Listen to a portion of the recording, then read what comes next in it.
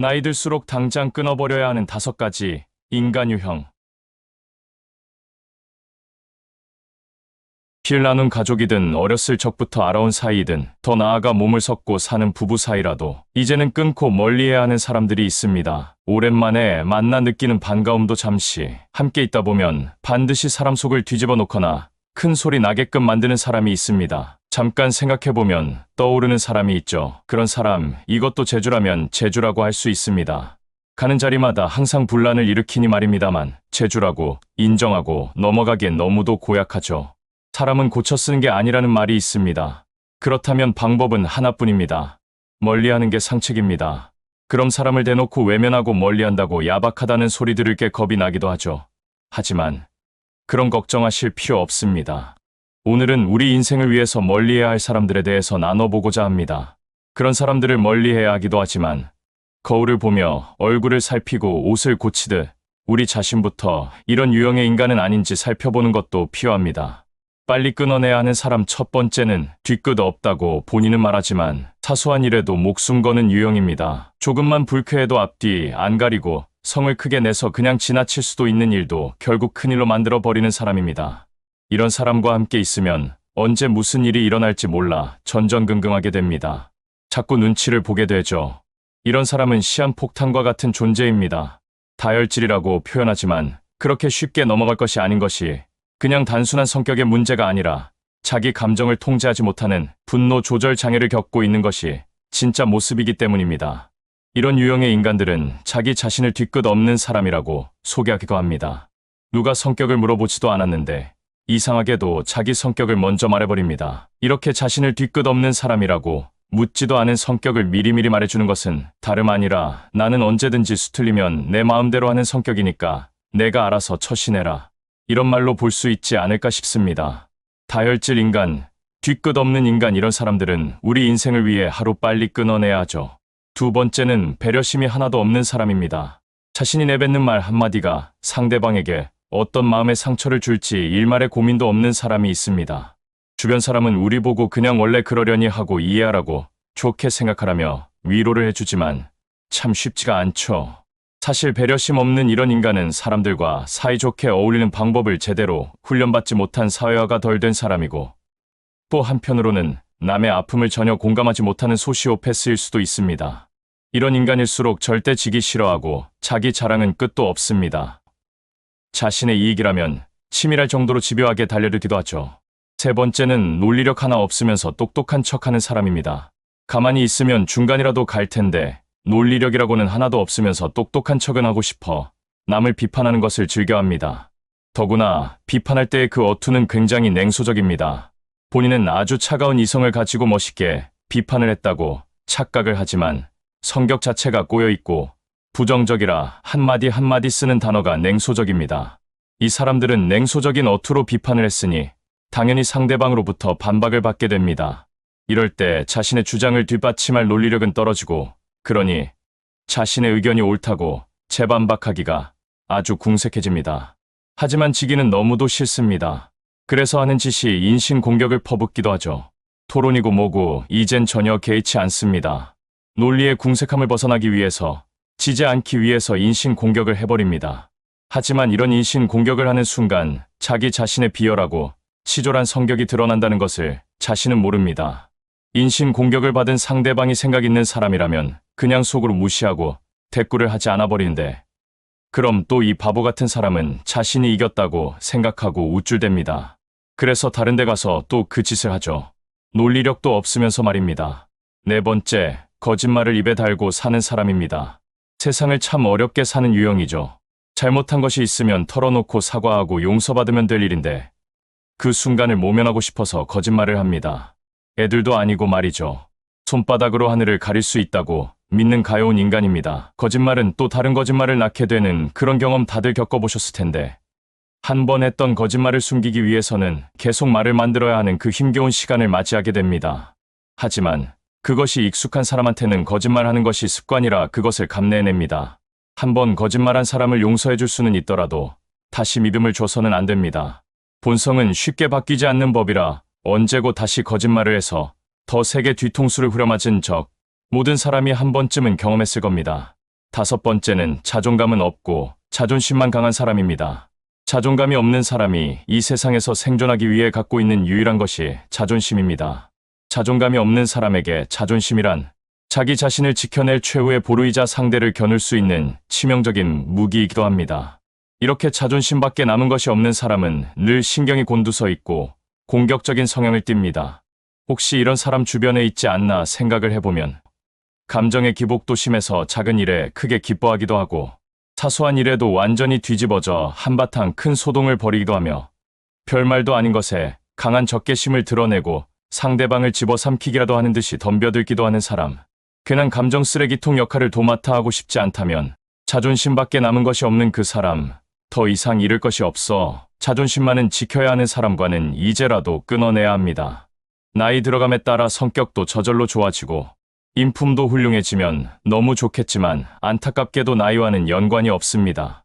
더욱이 제일 어려운 것 중에 하나가 성격을 바꾸는 일이 아닐까 싶기도 합니다. 나이 들면 사람이 점점 괴팍해진다는 말이 있습니다. 평소에 자신이 갖고 있는 성격적인 결함을 고치려는 노력을 하나도 하지 않고 오히려 갈등이 있을 때마다 남 탓을 하며 살았기 때문이 아닐까 싶습니다. 그러니 나이 들수록 점점 고약해질 수밖에 없습니다. 이런 분들의 끝은 어떨지 뻔히 보입니다. 우리는 그런 사람과는 빠르게 연을 끊어야 하며 우리도 그런 사람이 되지 않기 위해서 항상 노력해야 합니다. 오늘 영상을 보신 모든 분들은 항상 사랑하고 사랑받으며 살아가시길 진심으로 바라겠습니다. 혼자 살지 않는 사람들은 절대 모르는 3가지 행복.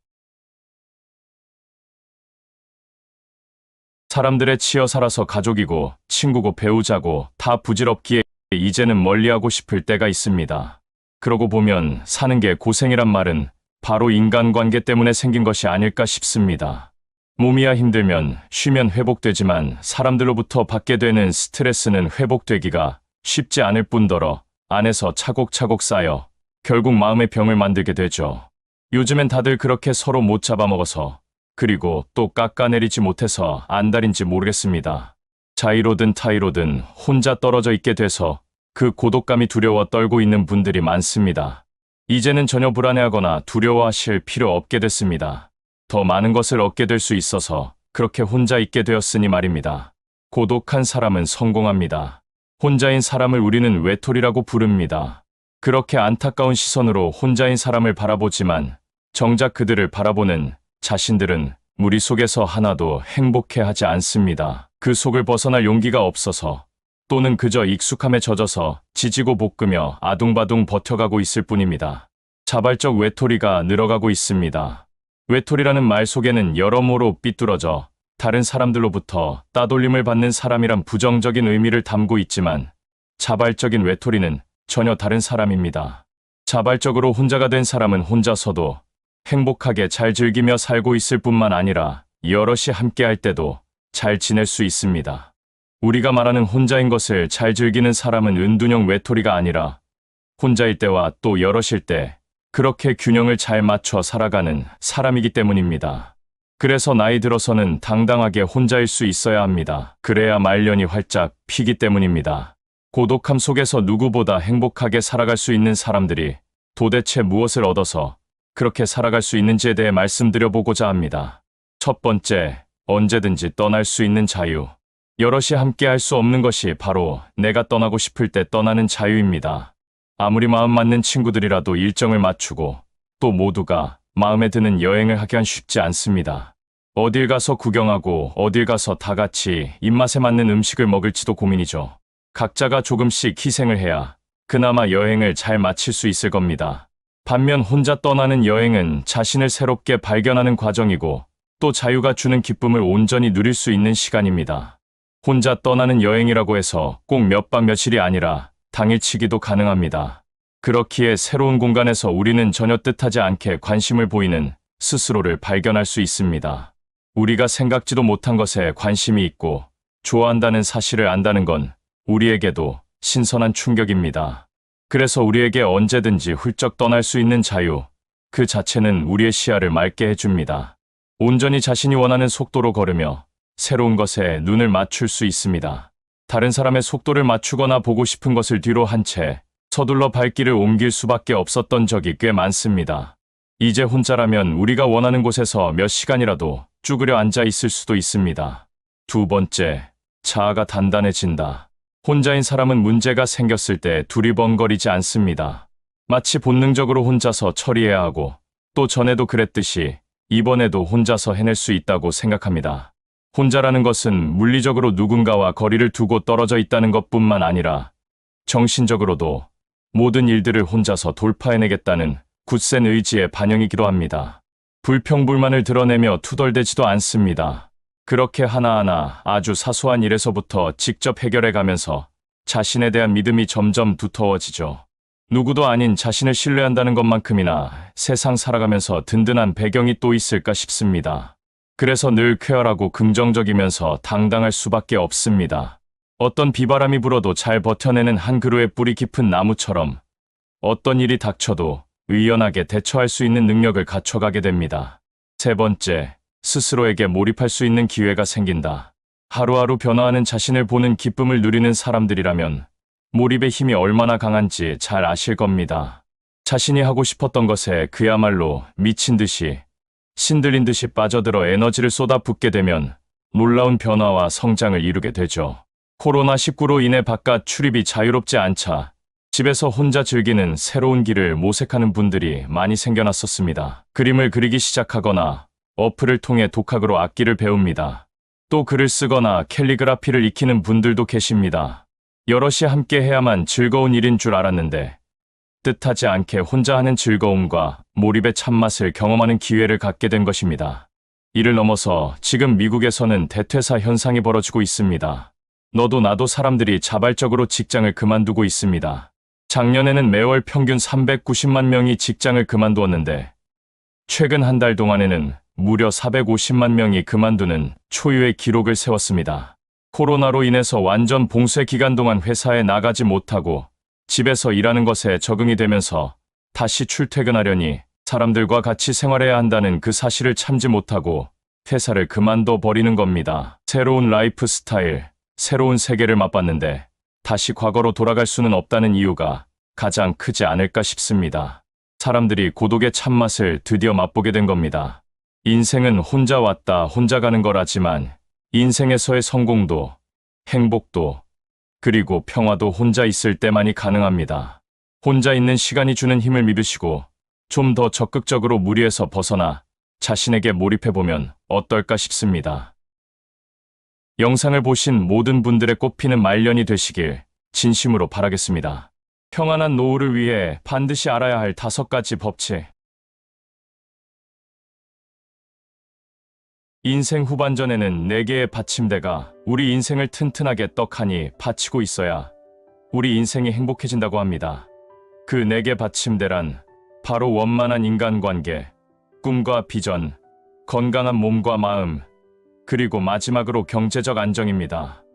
이 4개의 받침대 중 어느 것 하나가 삐그덕거리기라도 하는 날에는 우리의 인생 후반전이 기대와 전혀 다른 길로 접어들 수 있습니다.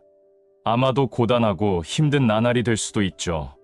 그래서 60대가 되기 전에 본격적인 은퇴 생활에 돌입하기 이전에 토대를 탄탄하게 다져야 합니다. 오늘은 60대 이후 행복을 다지는 금전 관리 절대 법칙 5가지에 대해 이야기를 나눠보려고 합니다. 우리 노후를 떠받치는 4개 받침대 중 많은 분들이 제일 노심초사하는 것이 바로 노후 생활자금입니다. 그래서 인생 후반전에는 돈에 대한 개념이 젊었을 때와는 많이 달라져야 노후가 경제적으로 여유로워진다고 합니다. 그래서 오늘은 일본의 은퇴 전문가가 제안하는 풍요로운 노후를 위한 금전관리 법칙을 알려드리고자 합니다. 첫 번째, 불필요한 것은 과감하게 버려야 합니다. 나이 들면서 점점 이상하게 집안 구석구석에 물건이 쌓여가는 걸 볼 수 있습니다. 어렸을 적 할머니 할아버지 댁에 놀러 가면 별의별 물건들이 많이 있었듯이 나이 들어서 물건에 대한 집착이 강해지면 이렇게 되죠. 그리고 또 조금만 놔두면 그 중에 누구라도 그 한 명이 꼭 쓸 것 같다는 생각에 버리지 못합니다. 내 아들, 딸이 아니라면 손자, 손녀라도 쓸 것 같기 때문이죠. 하지만 50대부터는 집안의 불필요한 것들을 대폭 정리해서 우리 인생을 다운사이징 해야 합니다. 즉, 군더더기 없애고 생활을 단순화시켜야 하죠. 간촐하고 단순하게 살기 위해서는 필요 없는 물건과 쓸모없는 물건들은 아주 굳게 마음 먹고 처분하는 용기가 필요합니다. 필요 없는 물건과 쓸모없는 물건에 대해서는 한 가지 기준이 존재합니다. 적어도 지난 5년간 한 번도 꺼내 쓰지 않은 물건이 있다면 그건 필요 없는 물건입니다. 생각해보면 꽤 많습니다. 이렇게 생활을 간결하고 단순하게 만들어 놓으면 충동적으로 새 물건을 사서 들여놓는 습관이 없어집니다. 두 번째, 생활 수준을 적정하게 유지해야 합니다. 50대는 가정경제 수입의 최고점을 찍는 시기입니다. 50대 직장인이 은퇴 전까지 그 회사에서 보내는 기간이 아마도 경제적으로 제일 여유로운 시기죠.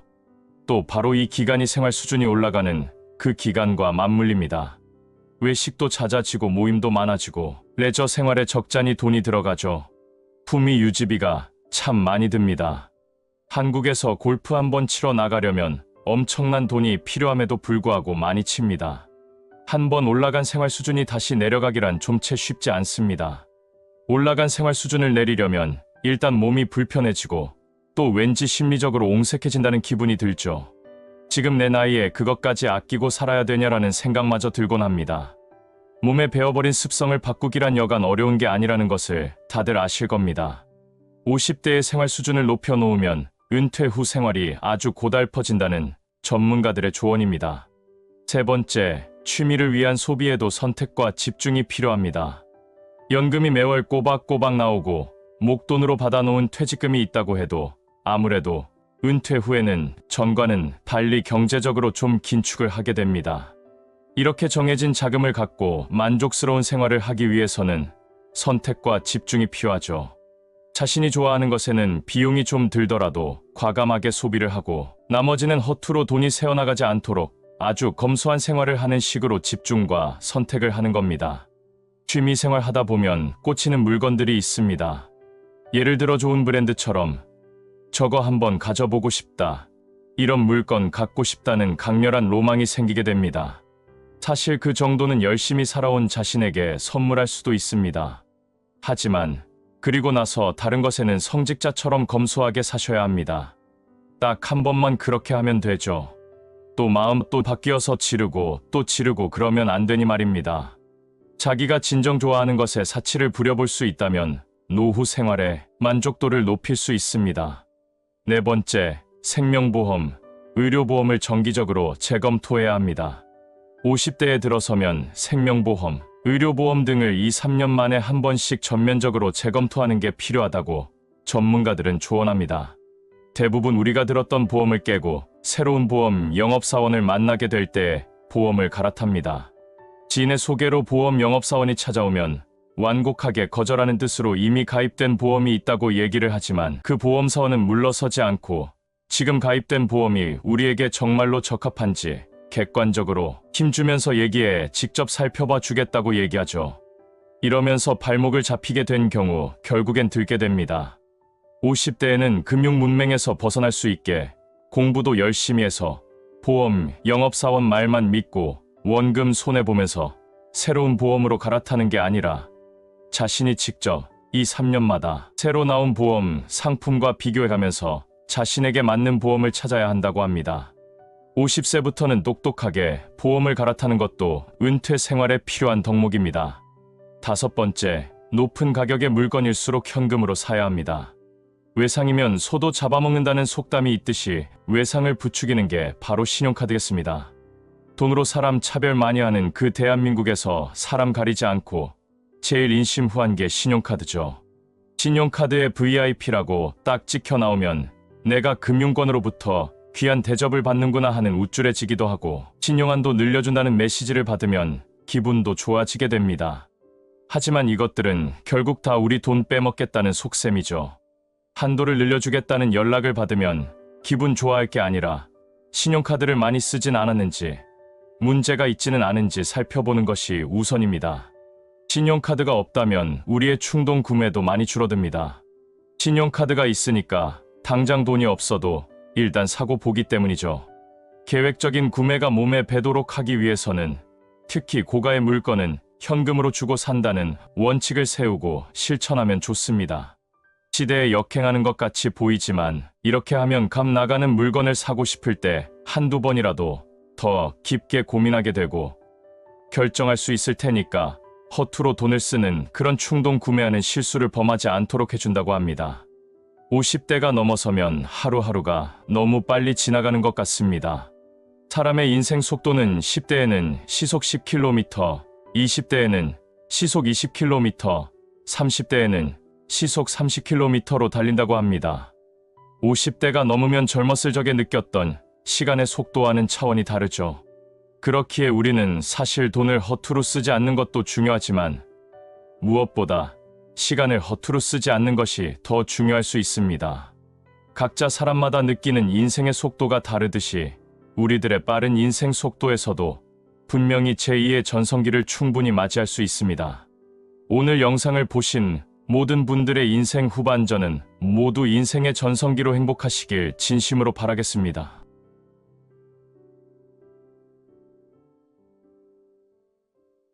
나이 들수록 못된 인간에게는 이렇게 해보세요. 세상이 많이 험해졌다 해도 선하고 좋은 사람들이 나쁜 사람들보다 훨씬 많이 있습니다. 천만다행인 일이고 여전히 세상이 아름답고 훈훈한 이유도 여기에 있습니다. 하지만 문제는 어딜 가나 나쁜 사람이 꼭 한둘은 섞여 있다는 것이고 이들이 내뿜는 부정적인 기운과 언행이 다수가 갖고 있는 그 선한 기운을 압도하고 모임의 분위기를 완전히 망칠 수도 있다는 데 있습니다. 더구나 사람의 심리가 좋은 것보다는 나쁜 것, 부정적인 것에 영향을 더 많이 받기 때문에 100마디 칭찬을 듣고도 한마디 질책을 들었다면 사람의 마음에는 그 한마디 질책이 남아 계속 괴롭히고 좌절하게 만듭니다. 아주 타고나길 냉소적이고 배배에 꼬인 사람, 남의 마음은 헤아리지 않고 끊임없이 상처 주는 사람, 강요하는 사람, 말끝마다 욕하는 사람, 오지랖이 넓어 제 마음대로 선을 넘나드는 사람, 마음을 조종하려 드는 사람, 자신의 욕망과 이익을 위해 사람을 이용만 하려 드는 사람, 자랑질하는 사람, 피해의식에 쩔어 몸의 가시를 바짝 세우고 사는 사람 등 부정적인 인간을 열거하자면 한도 끝도 없습니다. 안타깝게도 이런 나쁜 사람이라는 게 배우자, 부모, 자식, 형제자매 또는 시댁 식구이거나 처가 식구여서 전전긍긍하는 분들이 많습니다. 부정적인 인간들이 이런 밀접한 관계 속에 있지 않다면 사실 우리는 고민할 필요가 없겠죠. 오늘은 안타깝지만 심성이 고약한 사람들과 관계를 고상하게 이어나가는 방법에 대해서 이야기를 나눠보고자 합니다. 고약한 사람을 대하는 첫 번째 방법은 마음속 장부를 태워버리는 것입니다. 돈 거래에서만 장부를 적는 게 아니라 우리는 인간관계에서도 장부를 적습니다. 그래서 누군가 내게 도움을 주었는지, 누가 배려와 호의를 베풀어 주었는지 차곡차곡 장부에 기록해 두죠. 도움을 많이 받았다면 언제든 상황이 호전되었을 때 상대에게 이자라도 쳐서 갚아주겠다는 생각이 드는데 이럴 때 우리는 누군가에게 마음의 빚을 졌다고 이렇게 얘기를 합니다. 되갚아줘야 하는 고마움을 잘 기록해 두는 것이 무척 중요합니다. 그게 사람의 도리죠. 하지만 문제는 되돌려 받을 것을 잊지 않기 위해 마음속 장부에 기록해 두는 겁니다. 남에게 호의를 베풀고 그것을 마음속 장부에 기록해 두면 반드시 언제라도 서운한 일이 생기기 마련입니다. 장부에 기록된 만큼 보답을 받지 못하거나 되레 무례한 언행을 겪게 된다면 생색을 내게 되고 배은망덕한 상대가 밉다 못해 증오스러워집니다. 받은 것을 차곡차곡 기록해서 나중에 되갚아주는 사람도 있지만 언제 내가 그런 도움을 받았냐며 자기가 잘나서 잘된 줄 알고 받은 도움을 싹 잊고 사는 그런 얄팍한 사람들도 많으니까 도움을 줄 때는 그냥 애시당초 마음의 장부에서 기록하지 않고 주는 게 상책입니다. 받은 것은 반드시 되갚아주고 베푼 것은 기억도 하지 않는 것이 고상하게 살 수 있는 비결입니다. 두 번째, 남의 말을 마음에 담아두지 않는 것입니다. 지금 몹시 감정적으로 힘들다면 그 이유가 혹시 마음속에 너무 많은 다른 사람들의 말이나 생각을 담아둬서 그것들이 나를 어지럽히고 있는 것이 아닌지 생각해 보시길 바랍니다. 전후 사정 잘 알지도 못하면서 혹은 자기 마음대로 생각하고 지어낸 말로 사람 마음을 후벼 파니까 그것만큼 억울하고 답답하고 속상한 일이 없습니다만 그 보잘것없는 말들을 마음에 담아두고 내내 소가리를 할 필요까지는 없습니다. 지금 우리 마음을 휘젓고 있는 담아둔 말이 있다면 한번 찬찬히 그 얘기를 들여다보기도 하고 뜯어보시기 바랍니다. 아무런 의미도 없고 더구나 사실에 기초하지도 않았으며 그냥 부정적인 말만 가득한 쓰레기에 불과하다는 것을 금방 알아차릴 수 있으실 겁니다. 그 쓰레기를 부여안고 마음 아파하셨던 겁니다. 옳고 그름은 다 시간이 알아서 증명해주고 뱉어놓은 말은 배설한 사람에게 나중에 다 돌아가기 마련이니까 누군가 되지도 않는 말을 할 때는 귀 기울이지도 말고 대꾸도 할 필요도 없이 긍정적인 생각만 하면서 딴청을 부려보시기 바랍니다. 속으로 좋아하는 노래를 불러도 좋습니다. 사람 마음이 참 신기한 것이 마음을 딴 데로 돌려놓으면 귀도 함께 닫힙니다. 들리지가 않죠. 세 번째는 가여운 인생을 위해서 내려다보는 것입니다. 자랑질하고 으스대고 지적질하고 돈 자랑하고 그런다고 위축될 필요 하나 없습니다. 하이에나같이 야비한 사람들은 우리가 위축되어 있다는 것을 아주 귀신같이 알아봅니다. 그러면 더 달려들어서 물어뜯죠. 사이코패스들은 폭력을 휘두를 때 살려달라고 애원하고 눈물 흘리고 약한 모습 보이면 희열을 느낀다고 합니다. 심성이 고약한 인간들도 사이코 기질이 있기 때문에 그들 앞에서 약한 모습을 보이면 더 당하게 됩니다. 우리가 어질고 착한 모습 보이고 좋게 얘기하고 애원하고 호소하고 그러면 남 이용하기 좋아하는 놈들, 사기꾼 같은 놈들이 그냥 우리가 딱해 보여서 잘 대해줄 것 같지만 전혀 그렇지 않습니다.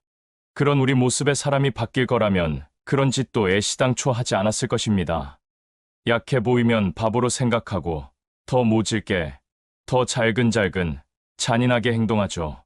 이런 인간들을 마주 대할 때는 심리적으로 거인이 되어서 저 위에서 이들을 내려봐야 합니다. 위축되지 않고 당당해지는 것을 넘어서 차원이 다른 높은 곳에서 이 가여운 인생들을 내려다볼 수 있어야 합니다.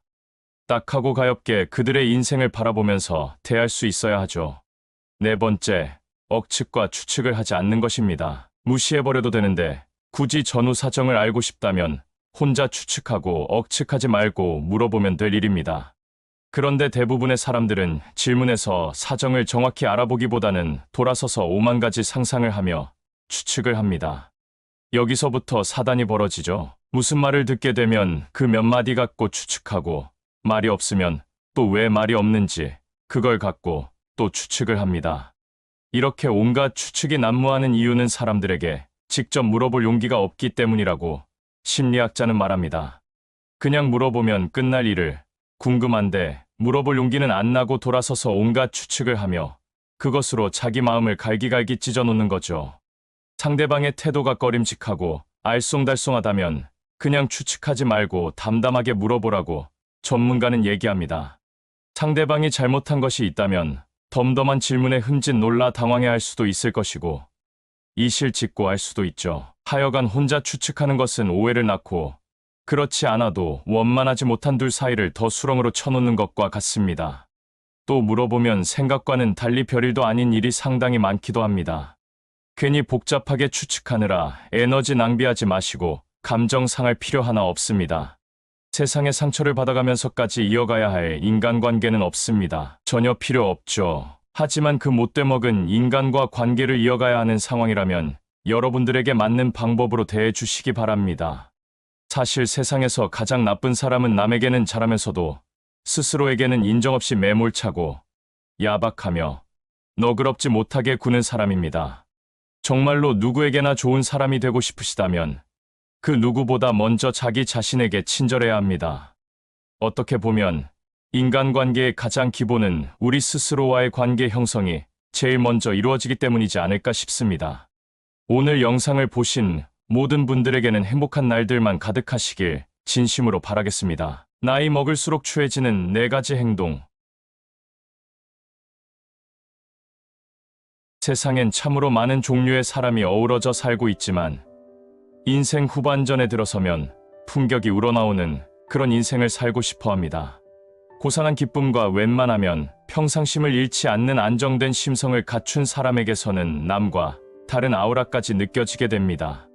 온화하면서도 흔들리지 않는 사람들이 그런 사람들이죠. 품격 있게 살고 싶은 바람과는 달리 우리가 살면서 맞닥뜨리는 중장년들의 모습은 품격은커녕 추한 모습을 보일 때가 있습니다.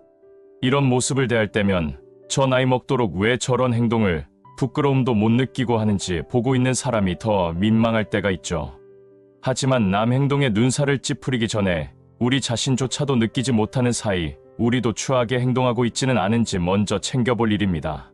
그래서 오늘은 나이값 못하는 추한 사람 되는 4가지 행동에 대해서 이야기를 나눠보고자 합니다. 첫 번째, 남을 팔아서 자신을 돋보이려는 사람. 허풍치는 사람의 특징은 말 그대로 뭐든지 대단하고 훌륭하고 거창하게 말을 한다는 겁니다. 이야기를 재밌게 맛깔나게 하는 것과 허풍치고 거짓말하는 것과는 천지 차이입니다. 남을 팔아서 자신을 돋보이려는 사람은 일단 그 황당함과 허무맹랑함에 들어줄 수조차 없습니다. 그걸 듣고 있느라면 같이 바보가 되는 느낌이 들죠. 자기가 진행 중인 사업의 규모는 어마어마하고 오고 가는 돈 액수도 그냥 입이 딱 벌어질 정도라며 휘황찬란한 과거와 인맥을 자랑합니다. 어려운 일 있으면 부탁하라며 무엇이든지 해결해 줄 수 있다고 말이죠. 그런데 듣고 있을수록 궁금해집니다. 지금까지 불가능이 없었을 정도로 그 멋진 경력과 능력, 자금력과 인맥, 그리고 풍부한 혁신적인 아이디어까지 있었으면서 왜 아직 아무것도 된 것이 없이 그 꼴로 사는지 말입니다. 한두 번 속아주는 셈치고 재미삼아 이야기를 들어줬던 사람들도 이내 고개를 돌리게 됩니다. 정도의 차이는 있지만 허풍의 속성은 하나입니다. 자기 콘텐츠가 부족하니까 남의 얘기와 주위 사람을 팔아서 자기의 가치를 더 높이려는 속셈인 겁니다. 남편 자랑, 자식 자랑, 사위 자랑, 며느리 자랑도 마찬가지입니다. 정말로 그렇게 잘 나가는지도 의문스럽지만 또 잘 나간들, 자기 인생에 대해서는 말 한마디 할 것도 없으면서 그 잘 나간다는 사람들의 등에 엎여서 함께 높여 보이려는 얕은 심사가 너무도 뻔해 보이고 가엾기까지 합니다. 두 번째, 편견과 선입견으로 세상을 대하는 사람. 선입견의 사전적 의미는 어떤 특정 대상에 대해서 실제 겪어보지도 않고 갖게 되는 주관적 가치 판단이라 합니다. 즉, 겪어보지도 않고 사람을 판단하거나 한 사건에 대해서도 진실을 알려고 하기 전에 자신의 주관적인 판단으로 예단을 내려버린다는 거죠. 이렇게 선입견이 합리화되고 고정되면 편견으로 굳어져 버립니다. 편견은 어떤 사물이나 현상에 대해서 적합하지 않은 의견이나 견해를 가진 태도를 말합니다. 우리가 갖고 있는 편견의 대부분은 객관적 근거에서 생긴 것이 아니라 선입견에서 생겨난 것이라고 합니다. 편견과 선입견을 강하게 갖고 있는 사람의 특징은 논리적이지 않고 감정적이며 부정적이고 자기 주장이 강하다는 거죠. 다양한 현상들, 사회적 이슈들, 개개인의 가치관과 라이프 스타일에 대해 인과관계나 전후 사정에 대해 잘 알지도 못하면서 이 모든 것을 자신의 좁은 시각으로만 바라보고 판단을 하니까 자기 성에 차는 게 하나도 보이질 않습니다. 그래서 세상은 늘 마땅치 않고 몹쓸 것으로 가득 차 있습니다. 그래서 이런 분들은 불평, 불만을 입에 달고 살죠. 따지고 보면 나이가 들어간다는 장점 중에 하나가 이런저런 경험을 쭉 해봤으니 좁은 틀에 갇히지 않고 다른 사람들의 가치관에 대해서도 열린 마음을 가질 수 있다는 것인데, 안타깝지만 역으로 나이 들수록 자신의 세계에 갇히는 분들이 많이 있습니다. 나이가 들면서 다양한 세상사를 정치적인 좌우를 가리는 하나의 창문으로 바라보고 내 편이냐, 저쪽 편이냐, 편을 가르는 것으로 판단의 기준을 삼는 사람들이 상당히 많다는 것을 깨닫게 됩니다. 그래서 한 사람을 판단하고 그 사람의 말을 들을 때 정치적인 견해에 따른 좌우를 기준으로 삼기보다는 인격과 사람됨을 기준으로 삼아야 합니다. 그러다 보면 정치적 견해가 달라도 서로 잘 지낼 수 있습니다. 정치적 견해가 달라도 그 사람은 좋은 사람이기 때문이죠. 그래서 편견을 갖고 세상을 하나의 창문으로만 내다보면 안 될 일입니다. 세 번째, 남을 깎아내리고 자신을 높이려는 사람. 남을 깎아내리는 습관이 있는 사람은 자존감이 낮은 사람이고 또 주위에 부정적인 영향을 끼치는 사람입니다. 그래서 멀리해야 할 사람이죠. 낮은 자존감은 열등감에서 나오는 것이고 역설적이게도 열등감에 시달리는 사람들이 오히려 다른 사람을 열등한 존재로 몰기 위해서 아주 모진 짓을 합니다. 자신보다 약해 보이는 사람들을 그렇게 취급해 자신이 좀 더 나은 존재라는 것을 스스로에게 각인시키고 위로받으려는 자기 기만술이다라고 심리 전문가들은 말합니다. 하지만 자기는 속일지언정 남들까지는 속일 수 없죠. 남들 눈에는 그게 다 보이기 때문입니다. 자존감은 지위가 높고 낮음이나 가진 것이 많거나 적거나 가방 줄이 길고 짧은 것과는 전혀 상관없습니다. 자존감이 높은 사람은 다른 사람도 존중할 줄 압니다. 그리고 남을 높여주고 자신을 낮출 수 있는 아량도 갖고 있고, 거기에다가 남을 높여주면 자기 자신도 덩달아 올라간다는 그 이치를 너무나 잘 알고 있습니다. 그래서 그 사람들은 상대방을 높여주기 위해서 늘 좋은 점, 장점만 보려고 하죠. 가끔 친구들과 재미나게 얘기하다가도 남을 깎아내리고 싶은 욕구를 느낄 때면 입 밖으로 그 험담을 내놓지 말고 잠깐 호흡을 가다듬으면서 자존감이 낮아지진 않았나 생각해보면 좋습니다. 네 번째, 잘난 척하고 오만한 사람. 사람은 다른 사람에게 주목받고 싶고 인정받고 싶은 욕구가 있습니다. 하지만 대개의 사람들은 그 욕구를 잘 통제하며 살아가죠. 그리고 진인사대 천명이라고 때를 기다리며 묵묵히 자신이 할 수 있는 최선을 다하며 지냅니다.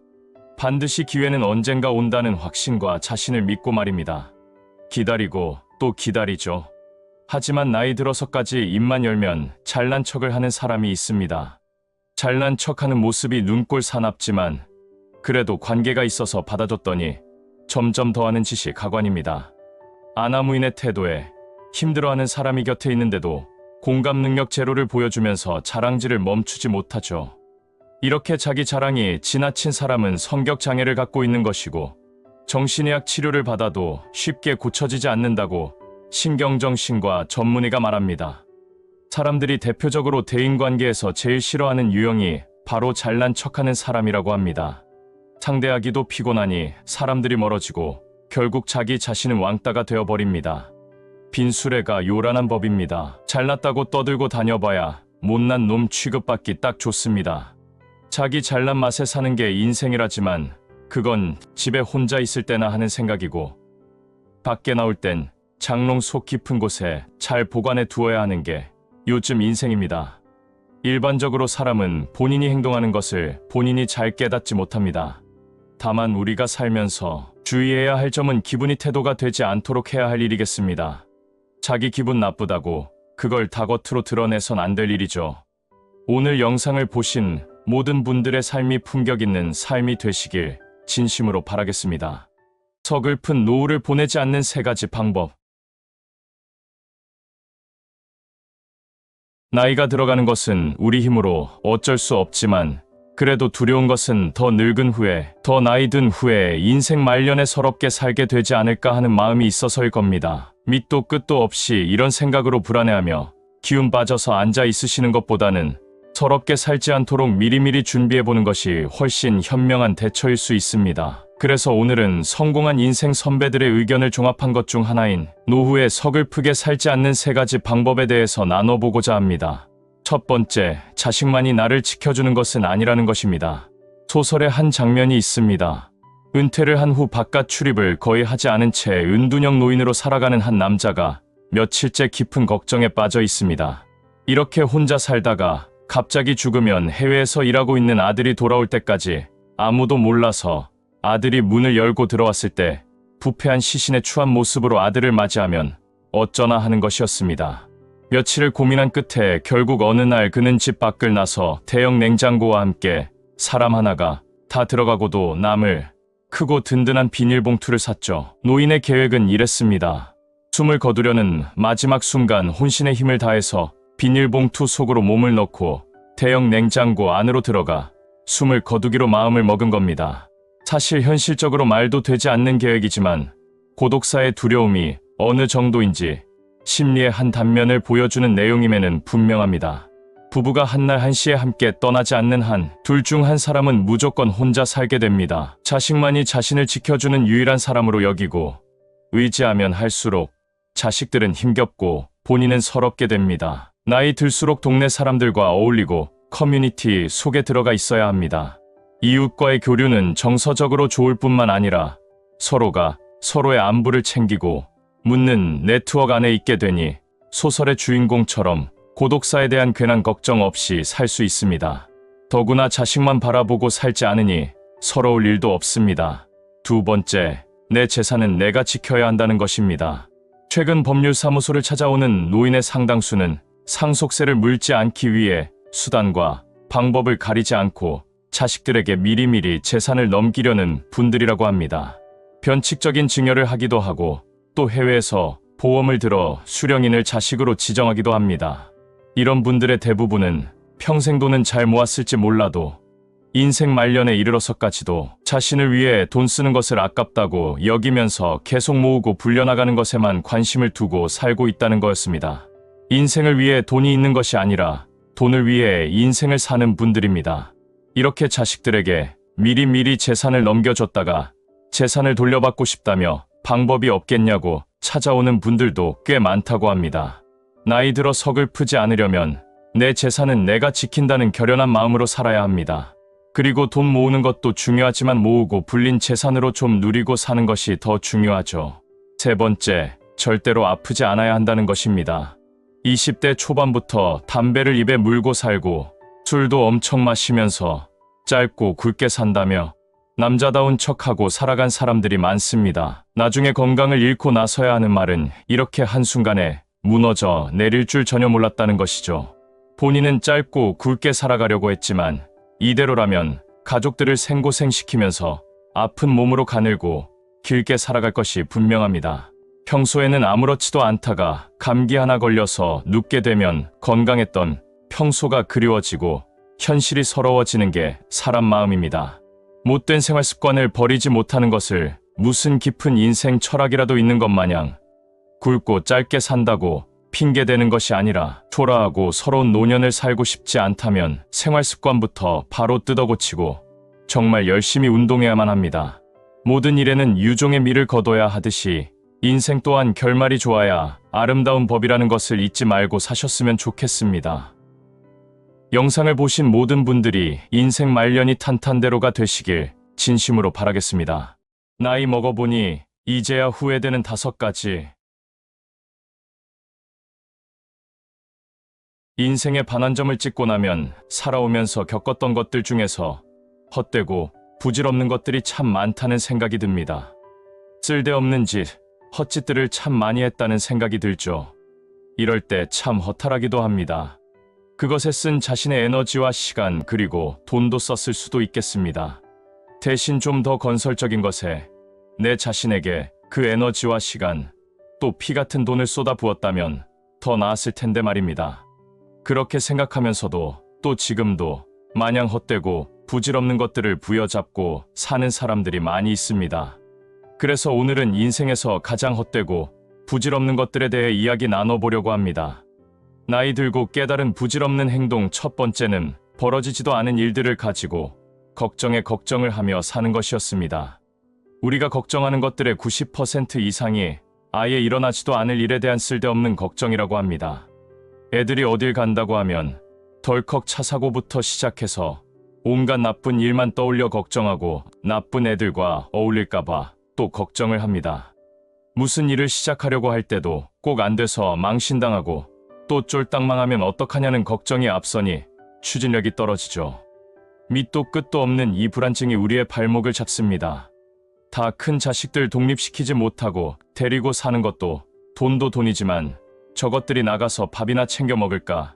굶고 사는 것은 아닐까? 옷이라도 제때 빨아 입을까? 제 시간에 일어나서 학교 가고 출근할까? 혼자 살다가 위험에 처하지는 않을까 하는 별의별 걱정 때문에 이럴 바엔 차라리 눈앞에 두고 사는 게 낫다 싶어서 그냥 데리고 사는 분들이 꽤 되실 겁니다. 이러면 자식 결혼해도 그 병이 절대 낫지를 않습니다. 늘 노심초사하며 살 게 분명하죠. 두 번째, 남의 시선을 너무 의식하며 살아온 것. 뭘 하나를 해도 뭘 하나를 입어도 이걸 남들이 알면 어떡할까? 남들이 보면 어떡할까? 뭐라고 하면 어떡할까? 그것부터 생각하는 사람들이 있습니다. 그 시선이 두렵고 그들의 뒷담화가 부담스러우니 그냥 무난하게 유행하는 옷 사서 매번 입고 자기 생각대로 하기보다는 그냥 중간만 하기를 바랍니다. 언제나 남들이 흠잡을 것 없이 좋고 잘난 모습만 보여주고 싶죠.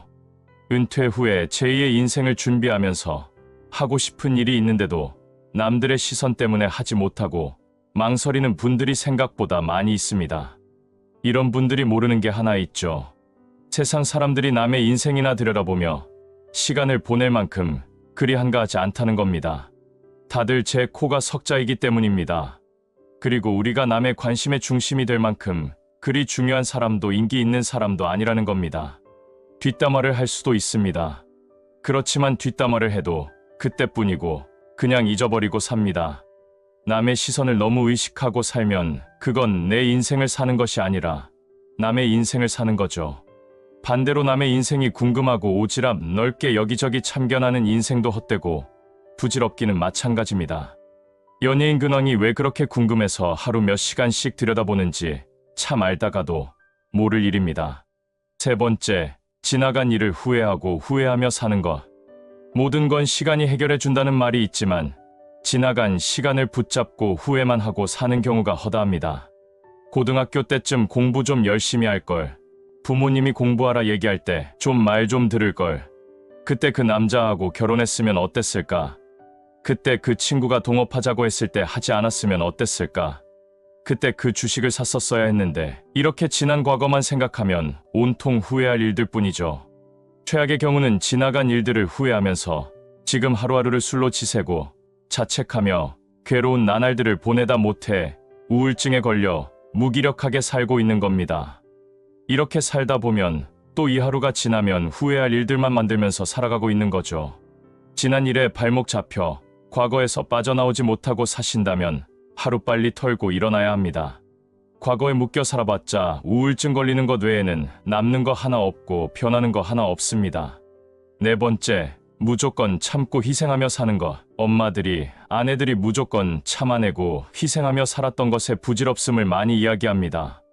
물론 남편들도 은퇴할 시점에 들어서면 인생을 되돌아보며 가족을 위해 일만 하고 산 것에 후회하는 경우도 많습니다. 희생하고 살면 그걸 알아주고 고마워해야 하는데 사람 마음이 다 나같지 않아서 알아주기는커녕 원래 저렇게 희생하는 걸 좋아하나 보다. 그런 대우를 받아도 되는 사람인가 보다. 이렇게 생각하는 것이 세상 인심입니다. 그래서 아프면 아프다. 싫은 건 싫다. 불편하면 불편하다. 슬프면 슬프다.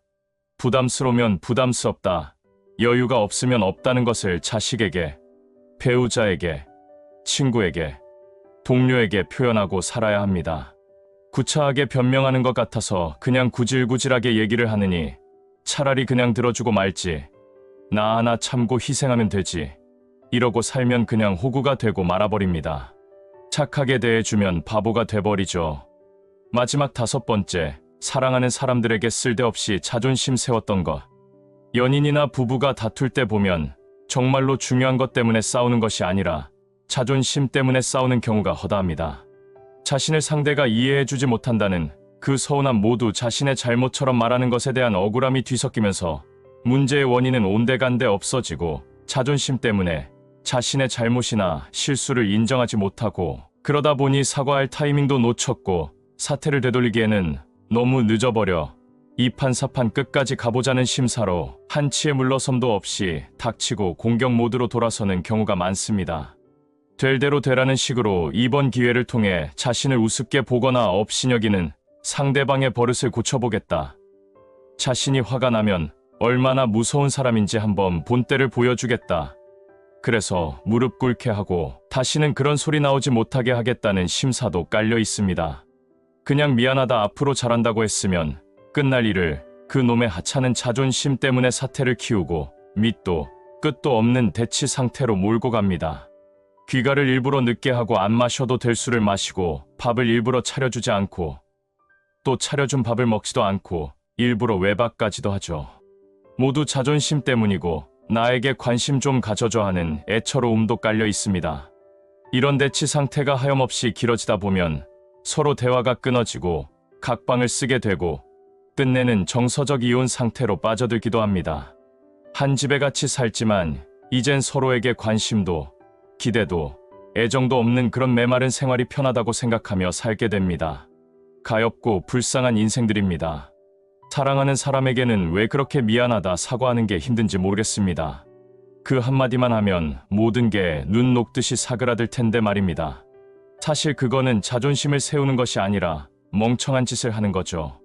지는 게 이기는 거라는 말이 옛날부터 내려온 이유가 있을 겁니다. 이렇듯 인생에서 가장 헛되고 부질없는 것들의 공통적인 속성은 우리들의 눈과 마음을 편협하게 만들고 극단적으로 이끌며 끝내는 아예 닫아버리게 만드는 것이 아닌가 싶습니다.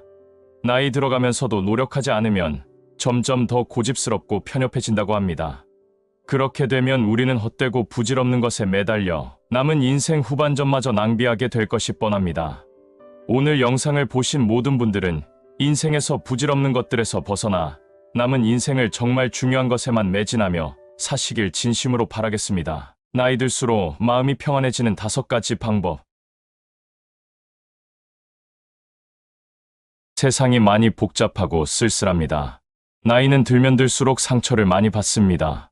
노동자들은 고객으로부터 상처를 받아왔을 것이고, 직장에서는 상사의 갑질로 상처를 받아왔을 것이며, 때로는 친구나 배우자, 자식들이 나에게 대해서 하는 것에 대한 섭섭함과 같은 기억들로 아직도 상처를 잊지 못하고 생각만 해도 우울해질 때가 많습니다. 때로는 모든 일이 잘 풀리지 않아서 자기 자신에 대한 실망감 때문에 또 공허해지고 우울에 빠지는 경우가 많습니다. 뿐만 아니라 나이가 들어서 이제 노후가 되면 죽음이 앞에서 어른거리는 것이 실감날 때가 있고 하나씩 모든 게 다 떠나기 시작합니다. 돈도 떠나고 사람도 떠나고 점점 세월도 떠나고 다 떠나는 것에 대한 실망감, 그 다음에 공허함, 상실감이 또 마음을 아프게 하면서 더욱더 우울함에 빠져버립니다. 이것을 술로 해결하거나 심지어는 낙담이 점차 심해지면 극단적인 선택을 머리에 떠올리는 사람들도 자주 볼 수 있죠. 이제는 마음을 스스로 추스려야 됩니다.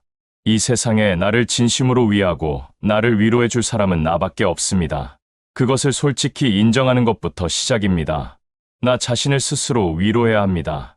정신분석학자들이 공통적으로 말하는 나이가 들수록 스스로를 위로하고 다스리는 5가지 방법에 대해서 오늘은 나눠보고자 합니다. 첫 번째, 정리하기. 과연 내가 무엇 때문에 우울한 것인지, 요즘 왜 이렇게 방황하는지, 왜 마음이 아픈지, 마음의 평화를 찾지 못하고 있는 것을 냉정하게 찾아야 합니다. 스스로를 분석해보는 것입니다. 과연 가족들이 나에게 섭섭하게 되어서 쓸쓸한 것인지, 아니면 친구의 배신 때문에 쓸쓸한 것인지, 과연 무엇이 나를 이렇게 방황하게 하는 것인지 분석하고 정리해보자는 것입니다. 그래서 그것들을 명확하게 찾고 버릴 것은 버려야 됩니다. 그것을 자꾸만 움켜쥐려고 한다면 스스로를 나락으로 떨어뜨리게 만들고 맙니다. 그래서 정리한다는 것은 버릴 것은 버리고 챙길 것만 딱 챙기는 것을 말합니다. 이것이 마음을 다스리는 1단계입니다. 두 번째, 긍정성에 몰입하기. 부정적인 것을 자주 생각하면 그것이 쳇바퀴 돌듯이 하면서 눈덩이처럼 커지고 이 세상이 온통 슬프게만 느껴지고 쓸쓸하게만 느껴집니다. 그래서 긍정에 집중하는 것입니다. 즉, 가지고 있는 것에 감사하는 것이죠. 남과 비교하면서 우울해할 필요가 없습니다. 우리가 가지고 있는 것에 감사하면서 가지고 있는 장점에 집중하다 보면 스스로가 정말 행복한 삶을 살고 있다는 사실을 깨닫게 되기 때문입니다. 모든 사람은 늙으면 상실됩니다. 자꾸만 옛날에 잘 나가던 때하고 비교하실 필요가 없습니다. 세월은 흐르기 마련이고 친구도 때가 되면 떠나기 마련이고 가족도 자식들도 크면 장성하면 떠나기 마련입니다. 이런 긍정적인 생각으로의 몰입이 필요합니다. 세 번째, 스스로를 사랑하기. 남을 사랑하는 것도 중요하지만 자기를 사랑해야 합니다. 이 세상에 나를 위로하려면 나를 사랑할 수밖에 없습니다.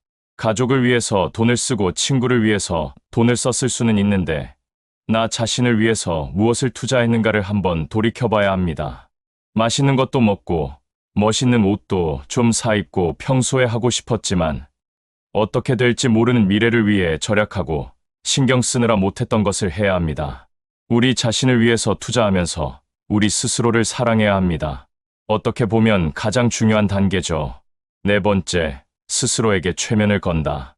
긍정성에 몰입하는 것과 비슷합니다.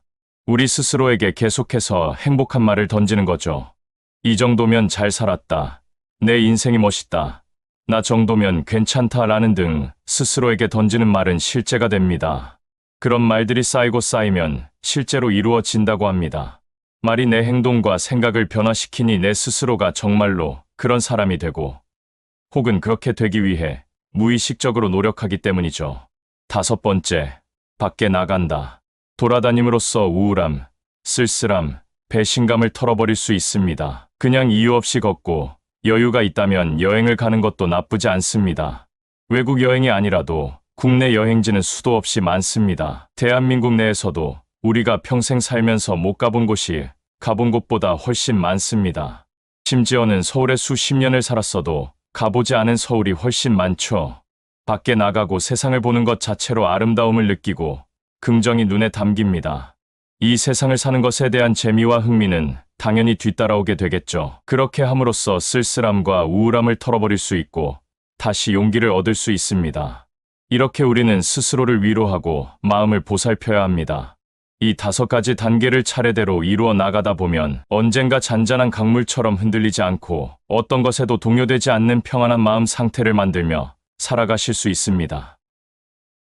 오늘 영상을 보신 모든 분들의 마음이 항상 평안하시기를 진심으로 바라겠습니다. 자식들에게까지 버림받는 사람들의 세 가지 공통점. 만나볼수록 더 좋아지고, 닮고 싶고, 가까이 하고 싶고, 자주 보고 싶고, 배우고 싶어지는 사람이 있는 반면에 겪어볼수록 혀를 차게 되고 만남이 괴로워지고 피하고 싶은 마음이 싹을 피우더니 결국 적절한 기회와 구실을 찾아 관계를 끊게 되는 사람이 있습니다. 인생살이가 고달픈 것은 다름 아니라 친구, 직장 상사, 동료, 선후배, 형제자매, 더 나아가 부모까지 둘러싸인 인간 관계 속에서 불협화음이 일고 지지고 볶고 그러다가 귀가 찢어질 듯한 날카로운 파열음이 생기고 할 말 못할 말을 주고받게 되기도 하면서 상처를 입고 관계 때문에 오도 가도 못하기 때문입니다. 친구도 필요 없고 자식도 필요 없다 하는 사람들도 있습니다. 아무리 인생이라는 것이 결국은 혼자라고 하지만 그래도 친구나 자식이 분명 필요합니다. 귀한 가르침을 주는 옛 성인들 말씀 중에 자신을 귀하게 여기며 살라는 말씀은 있어도 친구 자식 다 필요 없으니 혼자 잘 살라는 말씀은 들어보질 못했습니다.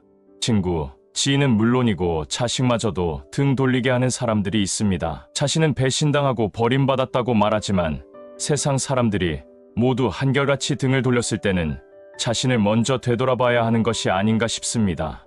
그래서 오늘은 자식에게마저 버림받은 사람들의 특징에 대해 이야기를 나눠보고자 합니다. 첫 번째 특징은 제 자식이 최고인 줄 안다는 것입니다. 제 자식이 귀하면 남의 자식도 똑같이 귀한 법인데 하늘 아래 자기 자식이 최고인 줄만 아는 사람이 있습니다. 집 안에서는 자식 자랑 듬뿍 주는 최고의 엄마 아빠일 수는 있겠지만 밖에 나가면 청년들이 가정교육도 제대로 못 받아 예의도 없고 옷차림도 불량스럽고 행동도 가볍고 거칠고 모든 게 탐탁치 않으니 쳐다만 봐도 미간이 찌부러지고 혀가 차집니다. 귀하디 귀한 내 자식들과 갈등을 빚고 멀어지기 시작하는 것은 아마도 자식들의 결혼 정년기 때부터가 아닐까 싶습니다. 결혼하고 싶다고 데리고 오는 상대들이 부모로서 영 마음에 들지 않고 자기 자식이 아깝다는 생각에 불편한 기색을 내보이고 대놓고 완강히 결혼을 반대하며 자식들과 맞섭니다. 내 아들이 귀하면 며느리도 귀한 법이고 내 딸이 금쪽 같으면 사위도 금쪽같이 귀한 남의 집 자식이라는 것을 알아야 하는데 대하는 것을 보면 불편한 마음이 다 드러나 보입니다. 말 한마디 한마디 하는 것에 가시가 돋아있죠. 자식 앞에서 자식의 배우자를 대놓고 험담을 하거나 화난 마음을 그대로 다 표현하는 모자란 부모들이 있습니다. 자식을 위하고 자식이 행복하게 살기를 위한다면서 이런 짓을 서슴없이 해댑니다. 부모니까 그래도 된다고 생각하는 거죠. 아무리 며느리고 사위라지만 남의 집 귀한 자식들을 막대하면 자기 자식들도 똑같은 대우를 받게 된다는 것을 모르는 모양입니다. 그리고 세상 어디에 자신이 사랑하는 사람에 대해 험담을 하고 또 화를 내는 사람을 좋아할 그럴 사람은 세상 어디에도 없습니다. 부모 자식 간에도 마찬가지죠. 부모의 이 모자란 행동 때문에 자식과도 관계가 틀어지고 결국 자식도 찾아오지 않게 됩니다. 두 번째 특징은 자신의 감정을 일방적으로 쏟아내는 것입니다. 대한신경정신의학회의 조사에 따르면 우리나라 성인의 52%가 분노 조절을 제대로 못하고 치료가 필요한 정도의 충동 조절장애 고위험군이 11%나 된다고 합니다. 성인들의 절반이 분노 조절을 잘하지 못하고 10명 중에 1명은 그런 분노 조절 장애 때문에 치료가 필요하다는 것이죠. 사춘기 아들의 얼굴만 봐도 속에서 피가 솟는 것처럼 화가 난다는 어머니도 있고, 팀원의 반복되는 실수에 화가 나서 주변 물건을 잡히는 대로 벽에 던지고 소리를 질렀던 것을 후회했다는 팀장, 또 직장에서는 그럭저럭 참을만 한데 집에만 가면 아주 사소한 일에도 화가 폭발한다는 아버지도 있습니다. 분노의 방아쇠를 당기는 원인들은 사람마다 다 다를 수 있지만, 자신의 감정을 통제하지 못하고 성난 마음을 다듬지 못한 채 마구 드러내는 사람들이 보이는 공통점이 있는데, 그것은 바로 그 분노의 대상이 자기보다 약한 사람이라는 겁니다. 사회경제적으로 자신보다 낮은 위치에 있는 사람, 자신보다 나이 어린 사람, 자신보다 덩치가 작고 힘이 약해 보이는 사람, 자기보다 마음이 여려서 대들지 못할 사람, 그래서 자기가 아무리 소리 지르고 무엇인가 집어던지고 막말과 쌍욕을 해도 어떤 식으로든 반격을 가하지 못할 사람만을 타깃으로 삼는 공통점 말입니다. 사람 봐가면서 화를 내는 거죠. 화를 잘 내니까 분노 조절 장애가 있나 보다 싶지만, 한편으로는 사람 가려서 화를 내는 것을 보면 나름 조절을 잘할 수 있기도 한 것입니다. 사람을 잘 대해주면 고맙게 생각하고, 선한 사람이니까 무슨 일이 있어도 잘 대해줘야겠다 생각해야 되는데, 세상 인심이라는 게 다 같지 않아서 반대로 얕잡아 보고 쉽게 생각하고 자기 기분에 따라 함부로 대해도 된다고 생각합니다. 자신의 감정을 일방적으로 쏟아내 버릇하면 주위 사람은 물론 자식에게마저 버림을 받게 됩니다. 세 번째, 마지막 도리를 앞세운다. 도리를 사전에서는 사람이 어떤 입장에서 마땅히 행해야 할 아는 길이라고 정의합니다. 부모로서의 도리는 자식들 잘 먹이고 입혀서 구김살 없이 자라게 하고, 교육 잘 받게 해서 사회에서 제 몫을 하며 살도록 키우는 것이라고 볼 수 있습니다. 성인이 된 자식들에 대한 부모의 도리의 정의는 내리기 쉽지 않습니다. 다 큰 자식들에게 자식으로서의 도리를 강조하다 못해 강요하는 부모들이 있습니다.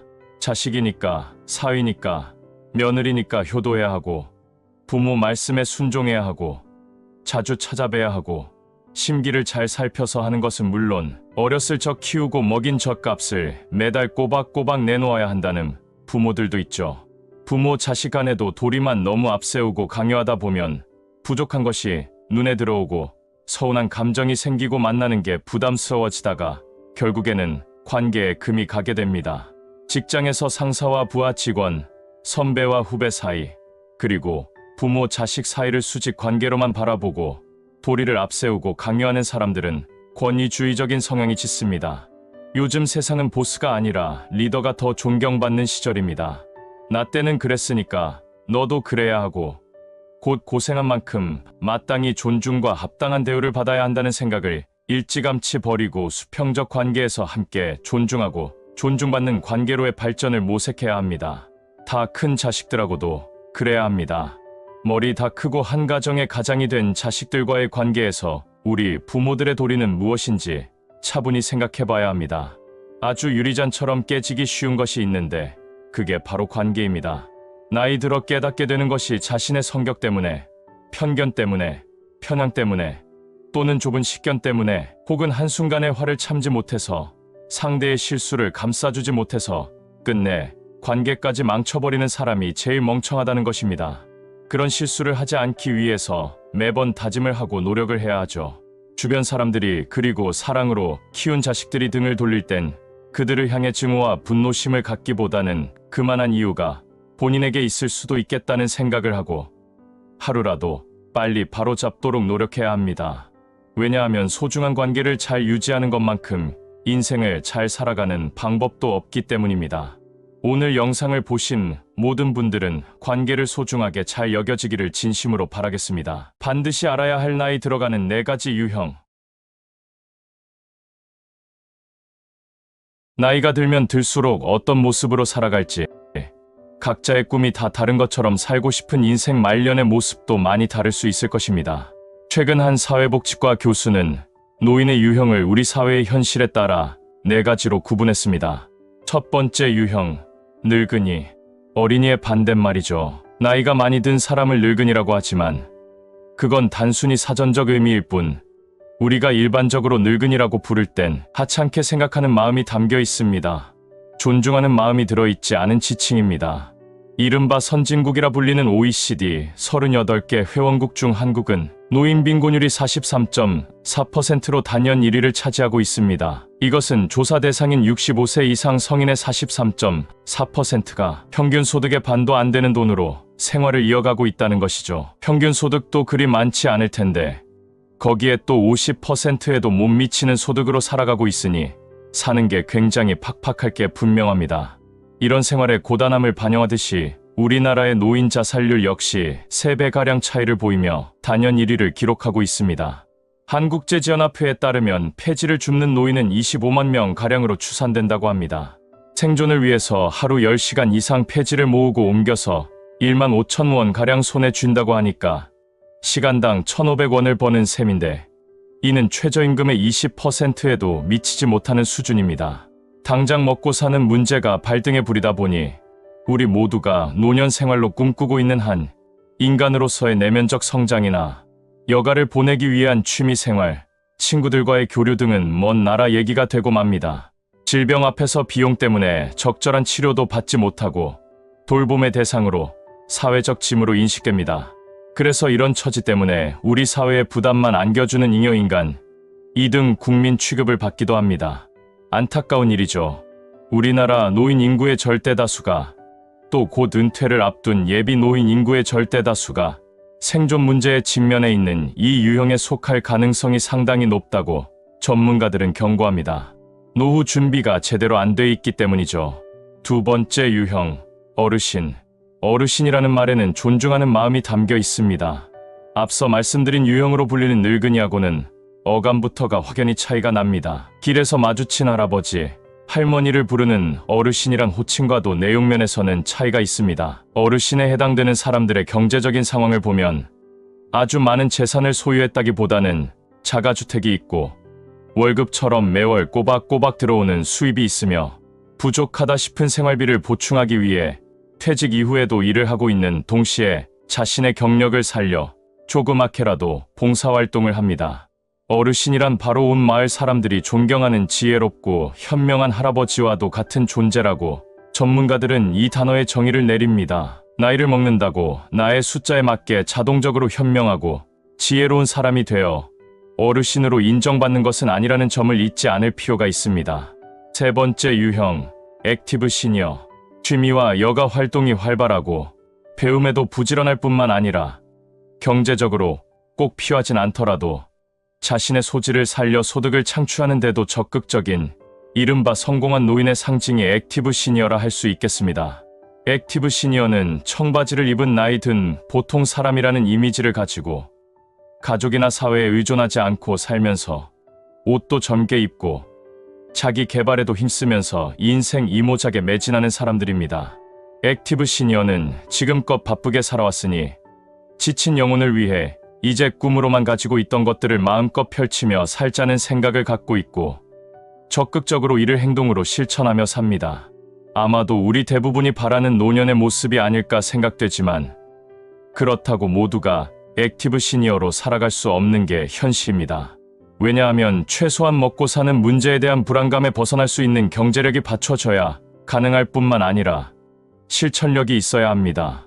사실 경제력을 갖추는 것보다 나이와 상관없는 강한 실천력을 갖추는 것이 더 어렵긴 합니다. 네 번째 유형, 선배 시민. 선배 시민이라는 노년의 유형은 최근 사회에 맞게 생긴 새로운 노년의 모습으로 시민의 한 사람으로서 공동체를 더 나은 곳으로 만들어가는데 실천적인 노인을 상징합니다. 사회복지과 교수가 새롭게 말을 만들고 정의를 내렸지만 실상은 우리 주변에서 이런 분들이 많이 있습니다. 이런 노년상이 생기는 이유는 노인을 대상으로 하는 여러 사회보장 제도가 퍼주기 비용이 아니라는 인식과 함께 시민으로서 공동체 발전을 위해 적극적으로 참여하고 기여하는 것이 필요하다는 생각에서입니다. 예를 들면 아침에는 초등학교에서 등교 도우미를 하고 오후에는 복지관에서 노인들과 여러 가지 사회 문제들에 대한 의견을 나누며 집에 오는 길에는 이곳저곳을 다니면서 쓰레기를 줍는 사람들을 의미합니다. 이는 아주 낯설고 생소한 모습이 아니라 우리 주변에 이렇게 봉사활동을 하는 분들을 많이 볼 수 있습니다. 공동체 이론으로 더 나은 공동체를 상상하고 변화시키고자 실천하는 노인들이 점점 늘어가고 있는 추세라고 합니다. 이 선배 시민은 학력이나 재력, 경력, 재능과는 상관없이 누구나 뜻과 의지만으로 될 수 있다고 합니다. 그렇다는 말은 어떠한 환경보다는 나의 의지가 제일 중요하다는 말입니다. 우리는 나이가 들수록 어떤 노년으로 살아가야 할지 고민이 많습니다.